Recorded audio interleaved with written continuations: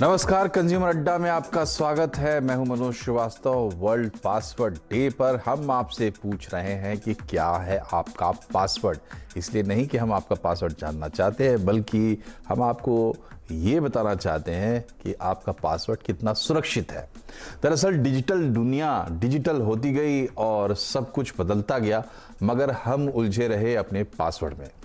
ऊपर से पता ये चलता है कि कहीं डेटा ब्रीच हुआ है और उसमें हमारा पासवर्ड भी गया। पासवर्ड क्रैक करने के लिए बाकायदा प्रोग्राम तैयार किए जा रहे हैं। पासवर्ड बनाना और उसको याद रखना किसी को भी आसान नहीं लगता है। याद रखने लायक पासवर्ड खतरे को न्योता देता है, और खतरनाक पासवर्ड बना दिया तो खुद ही भूल गए। पासवर्ड याद नहीं रख सकते तो फिर कहां स्टोर करें। ऊपर से कुछ दिन के बाद ये नोटिस भी आपका पासवर्ड एक्सपायर हो गया। पुराना वाला पासवर्ड बताइए और नया पासवर्ड बना लीजिए। पुराना याद नहीं है तो फिर फोन नंबर बताइए, ईमेल पर जाइए, ओटीपी दीजिए, लिंक पर क्लिक कीजिए। गूगल पूछता है कि क्या मैं आपका पासवर्ड स्टोर कर लूं। अब क्या करें, उसको करने दें या मना कर दें। पासवर्ड को लेकर उलझनों का अंबार है। ये समस्या इतनी बड़ी हो चुकी है कि अब ज्यादातर ऐप 24 घंटे लॉग ऑन करके लोग छोड़ देते हैं। तो चलिए इस जंजाल को थोड़ा कम करते हैं, एक्सपर्ट्स की मदद लेते हैं। हमारे साथ है cyber expert Ankit Sharma, cyber expert Ritesh Bhatia और cyber law expert Ashutosh Shrivastava. Ankit Sharma ji, शुरुआत आपसे करते हैं। पासवर्ड की ये जो उलझन है, ये पहले एक आध पासवर्ड से शुरू हुई थी। जब कहानी कोई ईमेल का एक पासवर्ड होता था, बड़ी शिद्दत से हम उसको याद रखते थे, लेकिन अब पूरा जंजाल पासवर्ड्स का हमारे आसपास खड़ा हो गया है। समझ में नहीं आता इसको मैनेज कैसे करें। तो शुरुआत कहां से करें? जी, शुरुआत तो बेसिक हाइजीन से करनी पड़ेगी। पासवर्ड्स तो आपको ऑब्वियसली लगाने ही पड़ेंगे काफी सारे, उसका कोई ऑल्टरनेटिव नहीं है। उसका एक ही तरीका है कि अभी बहुत सारी चीजें आ रही है, जैसे एक पासवर्ड मैनेजर नाम की एक चीज होती है, जिसमें आपके सारे पासवर्ड्स जो है एक पर्टिकुलर वॉल्ट के अंदर ही सारे पासवर्ड स्टोर हो जाते हैं, राइट। तो उसके लिए आपको बार बार सारे पासवर्ड याद रखने की जरूरत नहीं है। उसके थ्रू आप ऑटो फिल कर सकते हैं पासवर्ड्स। तो इस टाइप की चीजें हैं अभी मार्केट में अवेलेबल। और पासवर्ड तो देखिए, password is always going to be the first line of defence. तो पासवर्ड तो होना जरूरी है और डिफरेंट होना जरूरी है। वो एकदम सेम, अगर आप एक एनालॉजी ट्राई करोगे तो ऐसा है कि आप पूरे घर की एक चाबी नहीं ले सकते। आपकी गाड़ियों की, आपके रूम्स की, लॉकर्स की, सबके अगर एक चाबी होगी, अगर एक वो खो गई तो आप मतलब you are on the verge of bankruptcy, आप बर्बाद हो सकते हो। तो सेम कंसेप्ट ऑफ पासवर्ड के साथ भी है। एक पासवर्ड आपका ब्रीच हुआ और अगर सेम पासवर्ड आपने हर चीज में लगा रखा है, तो इसको हम डेटा सिक्योरिटी में बोलते हैं डेटा ब्रीच डोमिनो इफेक्ट। उसमें one breach leads to another and so on. तो डिफरेंट पासवर्ड, कॉम्प्लेक्स पासवर्ड रखना आज की रिक्वायरमेंट है, बहुत जरूरी है ये। जी, तो पासवर्ड्स एक तो मजबूत रहें, और मजबूत पासवर्ड के कुछ फॉर्मूले होते हैं, जो कि उनमें से कुछ हम आपको अपनी स्क्रीन पे डिस्प्ले करके भी बता रहे हैं। लेकिन इसके अलावा भी आप सीख सकते हैं, समझ सकते हैं कि मजबूत पासवर्ड कैसे बनाया जाए। लेकिन आजकल कई सारे पासवर्ड हो जाते हैं। रितेश जी, पासवर्ड मजबूत कैसे बनाएं, और एक पासवर्ड नहीं बनाना है, कई बनाने हैं, इस बात को ध्यान में रखते हुए ही आप सजेस्ट करें। जी, मनोज जी, पहले बहुत बहुत शुक्रिया शो पे बुलाने के लिए। अभी कैसा है ना, पहली चीज जहां से हम शुरुआत करेंगे स्ट्रॉन्ग पासवर्ड बनाने की, तो सबसे बेहतर है अपने रीजनल लैंग्वेज में बनाइए। जैसे आप अभी अपना पासवर्ड बनाएंगे, इंग्लिश में बनाएंगे, हम कैरेक्टर्स इंग्लिश के यूज करेंगे। लेकिन जैसे और पासवर्ड इज आउटडेटेड, अभी कोई भी पासवर्ड नहीं बनाता है, अभी पास फ्रेज बनाते हैं। तो पासवर्ड और पास फ्रेज में फर्क ये रहा है कि आपने पासवर्ड डाल दिया व्हाइट बोर्ड, और पास फ्रेज होएगा this board is pretty white, तो लंबा जो जैसे हो जाता है। अभी यही चीज को आप अंग्रेजी में कीजिए। जैसे कि कोई भी एक मुहावरा उठा लीजिए, या तो कोई भी पोल खुल गई, अगर आपने ऐसे बोल डाला पोल खुल गई, ठीक है, तो पोल खुल गई को मैं अभी हिंदी में इंग्लिश कैरेक्टर्स में कैसे लिखूंगा? POLLKHUL गई, GAYI। अभी इसके अंदर इसको स्ट्रॉन्ग बनाने के लिए पहले क्योंकि ये रीजनल लैंग्वेज में है, ये कोई डिक्शनरी वर्ड नहीं है। खुल गई, पोल एक ठीक है कि इंग्लिश में आ जाता है, लेकिन ऐसे हमारे पास बहुत सारे हिंदी के मुहावरे हैं या जो पास फ्रेजेस बना सकते हैं। तो आप ये ले लीजिए, ये इटसेल्फ ये स्ट्रांग हो गया। अभी आप इसको क्या कीजिए, कुछ सारे लेटर्स को कैपिटल कर दीजिए। जैसे मैं बोलूंगा पोल खुल गई, मैं खुल जो वर्ड है या गई जो वर्ड है मैं उनको ऑल कैपिटल कर देता हूँ, GAYI को। उसमें उसके बाद में आपने जैसे ये पोल खुल गई वर्ड बना डाला, उसके आगे कोई भी एक कैरेक्टर लगा दीजिए। For example hashtag. मैं अभी बनाऊंगा, मेरा फेसबुक का पासवर्ड एक उदाहरण दे रहा हूं, सॉरी समय थोड़ा ले रहा हूं मैं आपका। पोल खुल गई हैशटैग FB, ये मेरा बन गया फेसबुक का पासवर्ड। पोल खुल गई हैशटैग IG, ये बन गया मेरा इंस्टाग्राम का पासवर्ड। पोल खुल गई हैशटैग GM, ये बन गया मेरा जीमेल का पासवर्ड। यानी कि पहला पास फ्रेज जो मेरा है वो मेरे को हमेशा याद रखेगा। इससे क्या हो रहा है, मैं कॉम्प्लिकेटेड पासवर्ड बना रहा हूँ, स्ट्रॉन्ग पासवर्ड बना रहा हूँ। इसके अंदर सारी चीजें मैं नंबर्स भी डाल रहा हूँ। जैसे पोल में O की जगह मैंने P0 डाल दिया, तो मेरा ये पासवर्ड भी काफी स्ट्रॉन्ग बन गया और डिफरेंट हो गया, और याद रखने के लिए मैं याद भी रखूंगा।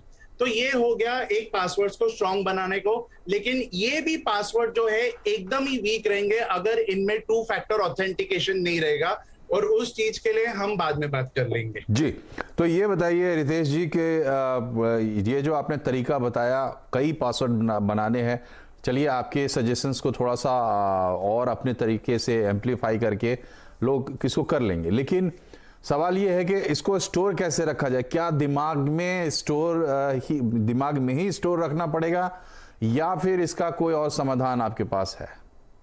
जी, मेरे पास इसका समाधान है। तो मैं क्या करता हूं, मैं जैसे बता रहा हूं, मैं जिनको भी ये ट्रेनिंग देता हूं और वो लोग भी बहुत खुश है जिस हिसाब से ये बन रहा है। तो आपने बना डाला, अभी आपको आपका याद रह गया पोल खुल गई, वो आप साल 2 साल 3 साल तक मत बदलिए, ठीक है। उसके बाद आपका हैशटैग है या @ है, या तो आपने जो भी ले लिया। उसके बाद मैंने क्या डाला, FB डाला। अब मैं ये अपने आप को मेल कर देता हूँ, या तो मैं कहीं पे भी लिखूंगा, लेकिन मैं क्या लिखूंगा, मैं लिखूंगा फेसबुक का पासवर्ड है @FB। उसके पहले का पार्ट तो मुझे याद है, यानी कि पूरा पास फ्रेज में जो सेकंड पार्ट है वो ही सिर्फ मैं कहीं पे लिख देता हूं, या तो मैं याद रख देता हूं। मैं पासवर्ड मैनेजर में सेव नहीं करूंगा, मैं गूगल के इस पे भी सेव नहीं करूंगा, क्योंकि मैं जितना इनके ऊपर डिपेंडेंट रहूंगा और कल से मैं कहीं पे अटक गया हूं, मैं कुछ कर नहीं पा रहा हूं, तो ये मेरे लिए ठीक नहीं रहेगा। सो हाल फिलहाल मैं इसको कहीं पे भी मेरे नोट्स में बनाऊं, या मैं हैंड रिटन नोट्स में बनाऊं, या अपने आप को ईमेल कर देता हूं। अब जब बारी आती है चेंज करने की, मैं वापस से ऐसे लिखता हूं, पासवर्ड पोल खुल गया हैशटैग में नहीं लिखता हूं, वो तो मेरे दिमाग में है। अभी मैंने क्या नवा बना डाला, पोल खुल गया हैशटैग फेस बी कर डाला फेसबुक की जगह, और मैं सिर्फ फेस बी वर्ड को अपने आप को एक ईमेल कर दूंगा, या तो कहीं पे लिख दूंगा, क्योंकि उसका पहले का जो हिस्सा है वो मेरे दिमाग में अच्छी तरह घुसा पड़ा हुआ है। तो ये तरीका हो जाएगा आप याद रखने का। But I will not depend upon password managers और गूगल जो ऑप्शन देता है या सफारी ऑप्शन देता है सेव करने के लिए। जी मनोज। अंकित जी, ये बताइए, देखिए रितेश जो सुझाव दे रहे हैं उनको सुन के समझ के ऐसा लगता है कि जो लोग पहले से काफ़ी लॉजिकल हैं और थोड़े होशियार हैं वो इनके टिप्स को बड़ी अच्छी तरीके से फॉलो कर लेंगे।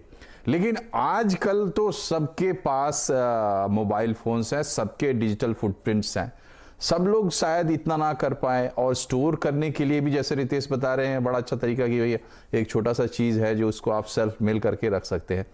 सबके लिए संभव नहीं है।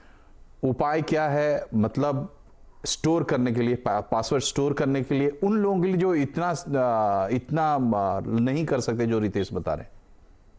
जी जी बिल्कुल। एक तो जो रितेश ने तरीका बताया पास फ्रेज का, वो काफी कॉमनली यूज और काफी अच्छा तरीका है पास फ्रेज रखने का।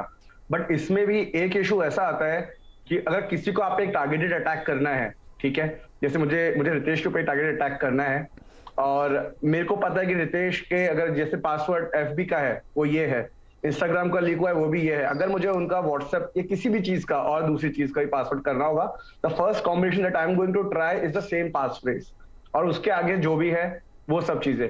तो ये है, एक तरीका है पास फ्रेज डाल के करने का, और obviously it is much effective than using the common once.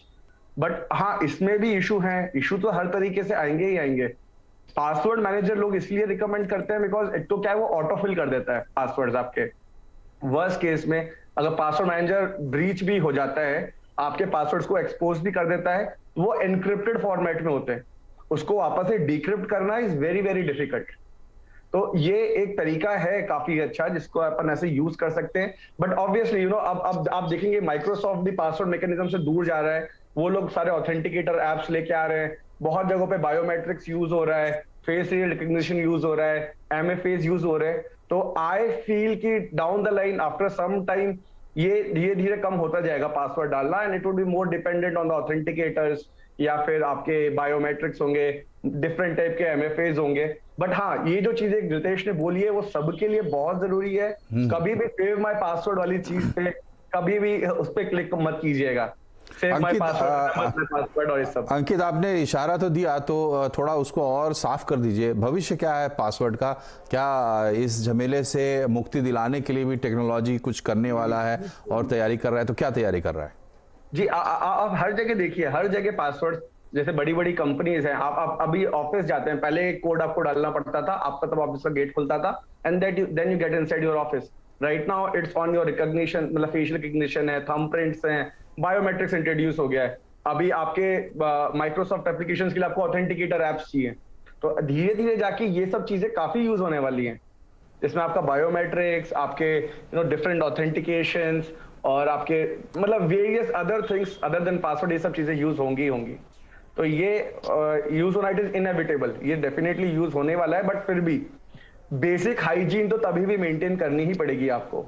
आपके एंड पॉइंट की एक जो बेसिक हाइजीन होती है सिक्योरिटी की, और मतलब कॉमन सेंस, तो हमेशा आप कितना भी स्ट्रॉन्ग पासवर्ड बना लो, बट आप कोई एकदम फेक वेबसाइट पे जाके उतना स्ट्रॉन्ग पासवर्ड डाल दोगे तो स्ट्रॉन्ग पासवर्ड बनाने का कोई मतलब नहीं है, वो सबके लिए प्लेन टेक्स्ट में एक्सपोज जाता है। जी, तो कॉमन सेंस रखना पड़ेगा। जी, सबसे बड़ी चीज़ है कॉमन सेंस। हालांकि कहा जाता है कि कॉमन सेंस बहुत कॉमन है नहीं, नाम इसका सिर्फ कॉमन सेंस है। बहरहाल आशुतोष जी, ये बताइए कि जब भी हम कानून से मदद मांगने जाते हैं तो चोरी हो गई तो पूछा जाता है कि भाई ताला था या नहीं था। अगर ताला नहीं था तो फिर पूरा केस ही है जो वो दूसरा टर्न ले लेता है। पासवर्ड को लेके कानून क्या कहता है? क्या हमारा पासवर्ड ब्रीच होता है तो ये इसके अगेंस्ट प्रोटेक्शन हमें मिलता है? जी देखिए, हमारे यहाँ IT एक्ट है 2000 का, जिसको टाइम टू टाइम अमेंड किया गया है। और इस IT एक्ट में एक सेक्शन है 66C। तो सेक्शन 66C जो है वो कहता है कि अगर कोई भी पर्सन फ्रॉडुलेंटली जो है या डिसऑनेस्टली अगर किसी का पासवर्ड या सिग्नेचर को यूज करता है, इस्तेमाल करता है किसी भी कंप्यूटर को ऑपरेट करने के लिए या किसी भी अकाउंट को ऑपरेट करने के लिए, तो वो एक पनिशेबल ऑफेंस उसको माना जाएगा। और उसमें जो है 3 साल का जो है इम्प्रिजनमेंट और यहाँ तक कि फाइन जो है 1 लाख तक का उसका प्रोविजन है। और जब भी इस तरीके के पासवर्ड को कोई हैक करता है या इस्तेमाल करता है, तो जो फर्स्ट थिंग जो करना चाहिए वो ये है कि जाकर के इन्फॉर्म करना चाहिए साइबर सेल को। और साइबर सेल को जो है ये उसकी ड्यूटी है कि ऐसे सिचुएशन पे जो है वो FIR को रजिस्टर करे, क्योंकि ये कॉग्निजेबल ऑफेंस इसको माना गया है। और जो ललिता कुमारी का एक जजमेंट था वर्सेस स्टेट ऑफ यूपी, जिसमें सुप्रीम कोर्ट ने साफ किया है कि जहां पे भी कॉग्निजेबल ऑफेंस का कोई भी कंप्लेंट लेकर के अगर आता है पुलिस स्टेशन में, तो ये उसका जो है ड्यूटी है पुलिस ऑफिसर का कि वो FIR को रजिस्टर करे और उसके ऊपर इन्वेस्टिगेशन करे। अभी इंडिया में पहले हालांकि कानून बना, लेकिन इसमें बहुत सारी ट्रेनिंग जो है नहीं थी, या साइबर सेल का जो डिपार्टमेंट था वो उस समय नहीं बना था। अभी धीरे धीरे करके जो है साइबर सेल के बहुत सारे जो है अलग से डिपार्टमेंट्स बनाए गए हैं अलग अलग सिटीज में, क्योंकि ये क्राइम्स इससे रिलेटेड काफी बड़ा है। और इसी वजह से जो है कानून में भी अमेंडमेंट जो है करते आ रही है सरकार। और जो ट्रेनिंग का जो दौर है, जो हमारे पुलिस ऑफिसर्स जिनको ये काम डेजिग्नेट किया गया है, उनको हर तरह से ट्रेनिंग प्रोवाइड किया जा रहा है ताकि वो इसको एक एक्सपर्ट्स की तरह जो है इसके साथ वो डील कर सके। इसके अलावा भी बहुत तरीके के जो क्राइम्स इसके अंदर, जैसे 65, सेक्शन 66C, 66D, अलग अलग तरीके के इसी से रिलेटेड क्राइम्स में लगभग 3 साल या उसके ऊपर का पनिशमेंट का जो है प्रिस्क्राइब किया गया है। और इसके अलावा अगर किसी को नुकसान हुआ है, उसके कंप्यूटर डेटा या उसके पासवर्ड को जो है किसी ने अगर चुरा करके हैक करके उसको नुकसान पहुंचाया है, तो सेक्शन 43 भी है उसी आईटी एक्ट 2000 में जहां पे जो व्यक्ति जिसका नुकसान हुआ है वो हर तरीके से कॉम्पनसेशन भी मांग सकता है इसी आईटी एक्ट के हिसाब से। तो इसमें है प्रोविजंस बनाए गए हैं। अभी हालांकि जो डेटा प्रोटेक्शन जो लॉज बनना चाहिए इंडिया में वो अभी नहीं बना है, वो अभी पेंडिंग है जी। अभी यूरोपियन कंट्रीज में है, काफी स्ट्रिक्ट बनाया है उन्होंने जी। और हमारा भी जो है ड्राफ्ट लगभग रेडी है। इसको धीरे धीरे मुझे लगता है कि ये प्रोड्यूस होगा पार्लियामेंट में और इसको भी एक और स्ट्रॉन्ग कानून के तौर पे डेटा प्रोटेक्शन लॉज को भी जो है अप्लाई किया जाएगा हमारे कंट्री में। जी, तो कानून के मोर्चे पर भी डेवलपमेंट्स जारी हैं और कहानी ये है कि आपको इसका पूरा ध्यान रखना पड़ेगा। सबसे बड़ी बात यही है कि सबसे बड़ी जिम्मेदारी आपके ऊपर है, क्योंकि ये आपके हाथ में चाबी है। चाबी की सुरक्षा कोई और कैसे कर सकता है। लेकिन यहाँ पर सवाल ये है कि अगर हम चोरों की बात करते हैं तो सुरक्षा हम उनके हिसाब से करते हैं। चोर कहाँ किस तरीके से सेंधमारी करने की कोशिश करते हैं, वहीं हम प्रोटेक्शन लगाते हैं। उसके बारे में हम समझेंगे कि जैसे 2 फैक्टर या मल्टी फैक्टर ऑथेंटिकेशन की बात है, या इस तरह के और क्या उपाय हो सकते हैं, ये हम समझने की कोशिश करेंगे। छोटे से ब्रेक के बाद बने रहिए हमारे साथ।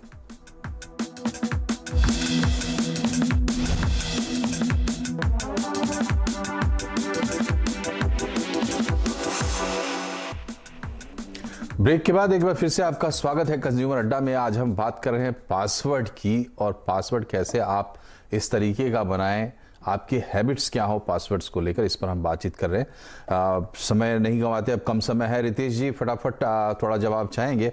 जो मल्टी फैक्टर ऑथेंटिकेशन की आप बात कर रहे थे, उसके क्या फ़ायदे हैं और उसमें क्या डिसिप्लिन रखना चाहिए? देखिए मनोज जी, अगर आपने बहुत स्ट्रॉन्ग पासवर्ड भी रख लिया, जैसे मैंने आपको बताया, या तो उससे भी ज्यादा कॉम्प्लिकेटेड रख दिया, लेकिन आपको कोई एक ईमेल आ जाता है कि आपका इंस्टाग्राम अकाउंट मतलब ब्लॉक कर डाला है और आपको लिंक पे क्लिक करना पड़ेगा, पासवर्ड डालना पड़ेगा अनब्लॉक करने के लिए, तो आप अपना वही उतना ही स्ट्रॉन्ग पासवर्ड वहां पे डाल देंगे, ठीक है, क्योंकि आपको लग रहा है कि वो मेल एक्चुअली रियल इंस्टाग्राम से, लेकिन एक्चुअली वो फेक ईमेल है। इसी को फिशिंग कहा जाता है। तो ऐसे में क्या जरूरी है कि एक 2 फैक्टर ऑथेंटिकेशन होना जरूरी है। वो हर प्लेटफॉर्म प्रोवाइड करता है, उसको प्लीज एनेबल कीजिए। नहीं तो ये जो पासवर्ड है ना, वो एक लंगड़ा पासवर्ड में जैसे बोलूंगा वो है, उसमें कोई दम नहीं है, धक्का मारेंगे आप गिर जाओगे, वैसी चीज हो जाएगी वो। तो इसके लिए आपको एक 2 फैक्टर ऑथेंटिकेशन डालना चाहिए। उससे क्या होगा, आपको एक कोड आ जाएगा। अगर आपने वो एसएमएस ऑप्शन चूज किया है, उसमें दूसरे ऑप्शंस भी होते थे, ऑथेंटिकेटर ऐप वगैरह वैसे भी यूज कर सकते हैं, लेकिन ये एक इजीएस्ट है अपने कंज्यूमर्स को दिमाग में रखते हुए।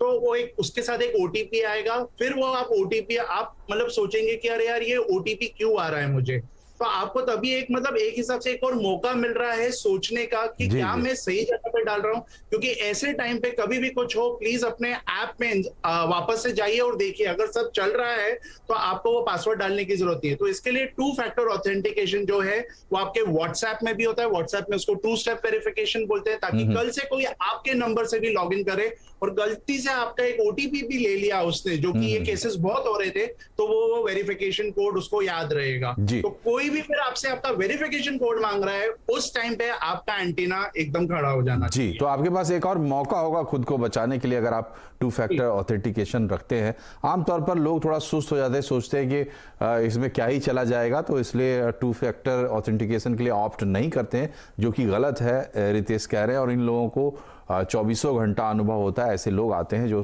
फ्रॉड्स के शिकार होते हैं। अंकित, ये बताइए कि ये जो पूरी पासवर्ड की कहानी हम जिस पे बातचीत कर रहे हैं, इसको हैक करने वाले कैसे हैक करते हैं? मैं ये सवाल इसलिए पूछ रहा हूं कि अगर दर्शकों को इसका थोड़ा आइडिया हो जाए तो उनको समझ में आएगा कि ये कितना इंपॉर्टेंट है और कैसे मजबूत पासवर्ड बनाए। जी, काफी सारे तरीके होते हैं उसके। सबसे कॉमन तरीका तो रितेश ने भी बताया, फिशिंग। सबसे कॉमन तरीका जो आज के टाइम पे है किसी का भी पासवर्ड लेने का, वो है फिशिंग का। आप फिशिंग के थ्रू उसको ले सकते हैं। और अभी तो आजकल हैक करने की जरूरत ही नहीं पड़ती। आजकल सिक्योरिटी वाले फील्ड में, जिस फील्ड से मैं आता हूँ, there is a cliched line कि nowadays hackers are not hacking you, they are just signing in, क्योंकि ऑलरेडी क्रेडेंशियल्स अवेलेबल है। मैं अगर आपके बारे में चाहूँ तो पूरी डिटेल निकाल सकता हूँ अभी भी, कि आपके क्या, आप कहाँ रहते हो, कहाँ पासवर्ड है, क्या है, जो भी है, ये सब चीजें अवेलेबल है। तो इसके लिए सबसे जरूरी तो ये है कि आप जहां भी अपना पासवर्ड दें, एक लेजिट वेबसाइट पे पासवर्ड दें। मतलब एटलीस्ट वो वेबसाइट जो आपका पासवर्ड स्टोर कर रही है वो ब्रीच भी होती है अगर, तो पासवर्ड सिंपल टेक्स्ट में या फिर प्लेन टेक्स्ट में सेव नहीं होना चाहिए। ठीक है, आप अपने सस्पिशियस वेबसाइट्स को देखते रहें। और आप आजकल तरीका हो रहा है इसका अपना ट्रोजन्स का, लोग इन्फो स्टीलर्स डाल देते हैं। तो जो लोग सेव माय पासवर्ड या रिमेंबर माय पासवर्ड डाल देते हैं ब्राउजर पे, वो लोग प्लीज ये सब नहीं करें, क्योंकि वो एक ऐसा तरीका होता है ट्रोजन्स के थ्रू कि आप अपने ब्राउजर में अपनी कुकीज में, अपने कैशेस में जो भी पासवर्ड स्टोर कर रहे हैं वो कैप्चर कर लेता है। तो आपको उसमें भी काफी ध्यान देना है। बट बेसिकली 90% जो पासवर्ड थेफ्ट वाले केसेस होते हैं ये कोई ना कोई फॉर्म ऑफ सोशल इंजीनियरिंग ही होता है, फिशिंग वगैरह ही होता है। जी जी जी।